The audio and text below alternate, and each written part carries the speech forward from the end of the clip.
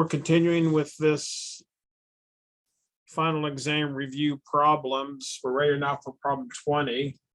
I'm going to try and share my screen and show you the problem because it's a multiple choice with graphs.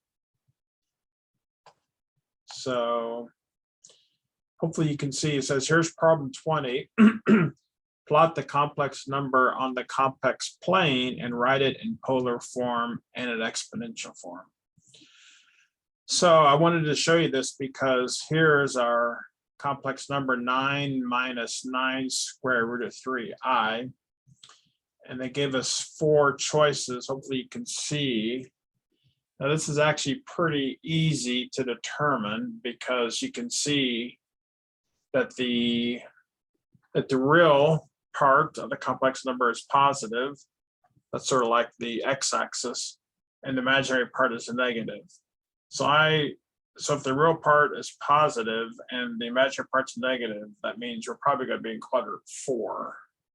So it looks like I'm pretty sure it's going to be A here. So I'm going to write that answer down. I'm going to write A down. Actually, we can check because I think the answer is right below here. Up. Yeah. You can see right here is the answer, which is the same as A. So that's correct.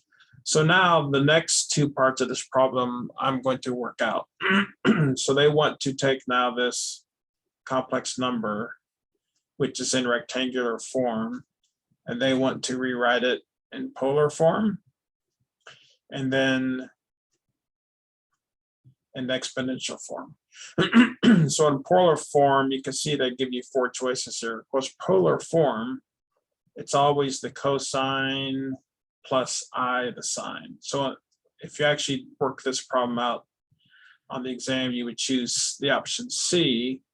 And now we have to figure out, right, this is R that goes in front. And then we have to figure out, once we figure out theta, theta goes here and here. So let me stop sharing. I have written down this problem. So the form is going to be R times cosine of theta plus I times sine of theta. That's the polar form. So the way we find R, we take what I call the x, or the real part of our complex number, and we square it. And we add to that the y part, or the coefficient of the imaginary part, and we square that, and we add those together, and then take the square root. So let's see what we get here. 9 squared is 81. When you square this, you square both. First of all, when you square a negative, it's going to be positive. So this is going to be a positive number. You square the 9 and you square the square root of 3. So when you square the square root of 3, you get 3. When you square the 9, you get 81. So you realize 81 plus 3, which is 243. So R is the square root of, I believe it's 324, although I'm going to grab my calculator because I don't want to mess up this problem. So it's 81 plus 243, 324, very good. Now we need to see if this simplifies. So 324, I wonder if 4 goes into it. It actually does. So this is algebra. So actually I found out that 324 is 81 times 4. Actually, this is a perfect square, I think. If I just take 324 and take the square root, aha, it's actually 18. That's nice. There's no radical. So R is 18. Theta now, the way we get theta is we take the inverse tangent of the y over the x, 9 square root of 3 over 9. That simplifies down to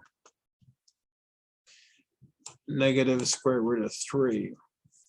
Now, when I look at this, first of all, it's always good to see where actually is this complex number.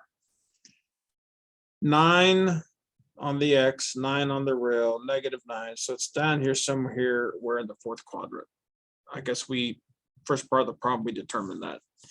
So in the fourth quadrant, so I'm looking at, I know I'm in the fourth quadrant.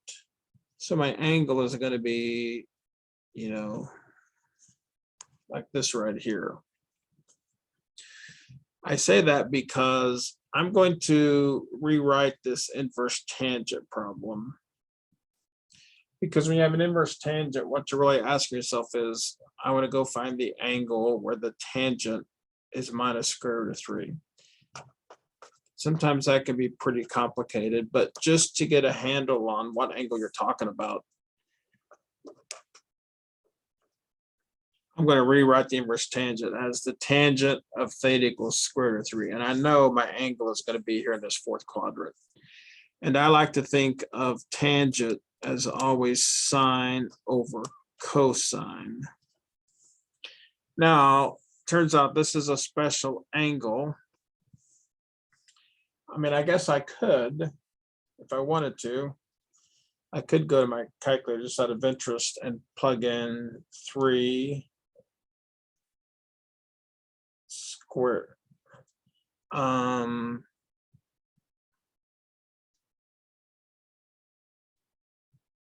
Now, see, in radians on your calculator, it's not very helpful because it's not in terms of pi. If I put it in terms of degrees, just for fun, and I did the 3 square root of 3 and make it negative and did the inverse tangent, it tells me it's negative 60 degrees.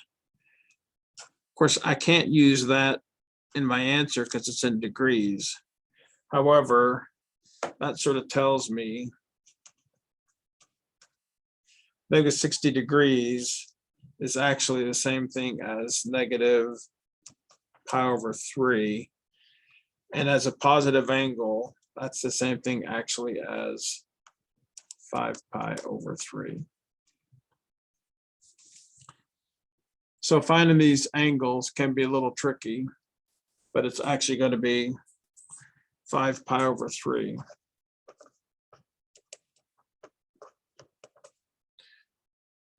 So R is 18. Theta should be 5 pi over 3.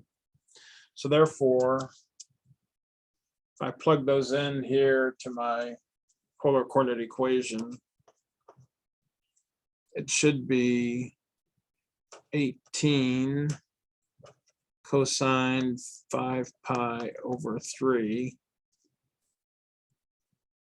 plus I times the sine of 5 pi over 3. And now it also asks you to write this in the exponential form, which is very easy because the exponential form is simply RE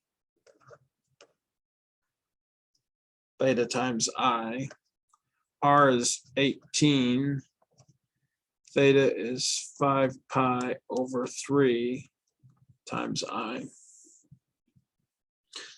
So let me go back. Actually, I can look. I have the answers here. I'm going to confirm I did it correctly. And this is, in fact, that is the correct polar, and this is the correct exponential. Now I'm looking here, 21.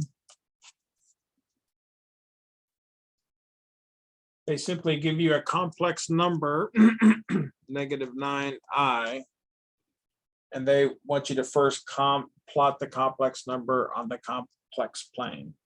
And it's not a multiple choice question, so they just give you a graph. So we will just graph it right here. So here is the real, or the x-axis, and here's the imaginary, or the y-axis. So it's interesting how for this complex number, there's no real part. The real part is 0, so you can think of x as being 0. So what it is, it's just negative 9i. So you move down here to negative 9. And here is the graph, or the plot of negative 9i. And then the next thing they ask is they ask you to write that complex number in polar form and exponential form. But once again, this is the polar equation, and this one's, I think, pretty straightforward because r is this distance here, which is 9, and the angle is this distance here, which is going to be 3 pi over 2. So there's really not a lot of math to do.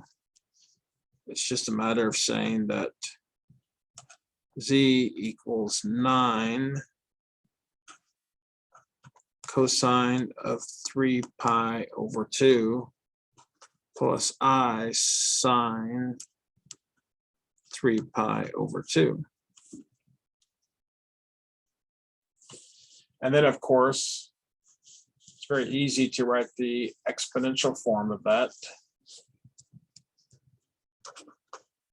It's your r again, and now we have e. We take our angle, theta, times I. So not too bad.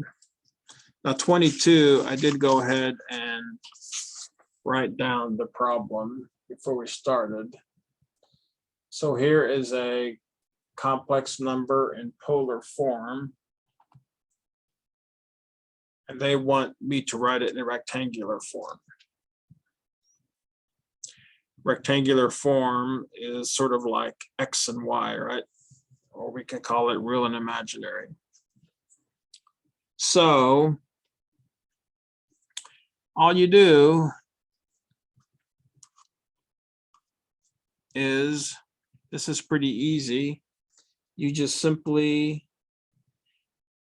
this part is the real part, and this part is the imaginary part. Now you've got this 8 outside, so you multiply 8 by the real, this real part, and that gives you the whole real part. In a sense, basically you distribute to 8. So basically, if I think of putting the 8 here and putting the 8 here, here's the real, here's the imaginary. Now these are special angles. 5 pi over 3 is in the 4th quadrant. Cosine of 5 pi over 3 is 1/2. So this becomes 8 times 1/2. Now here, we've got the sine of 5 pi over 3, which is negative square root of 3 over 2, times the 8 is here, and of course you have the I. So when you get all done, it should be 4 minus 8 over 2 is 4, 4 square root of 3 times I. So when they give you the complex number in polar coordinates, it's just a matter of distributing the R and then seeing what this is. And I will check to confirm my answer is correct. And it is 4 minus 4 square root of 3i. Now the next and the last problem of this kind is 23.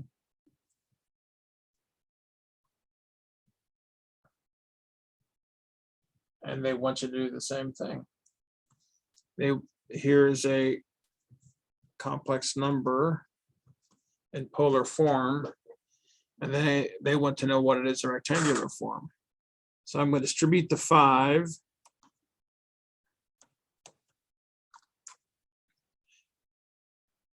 Cosine of 3 pi over 2. Actually, cosine 3 pi over 0. So this thing is going to be 0. And the sine of 3 pi over 2 is -1. So this is like -5i. So actually, in rectangular form, the complex number is -5i. Okay, so those are the 4 problems on the final exam review that deal with complex numbers in both rectangular, polar, and exponential form.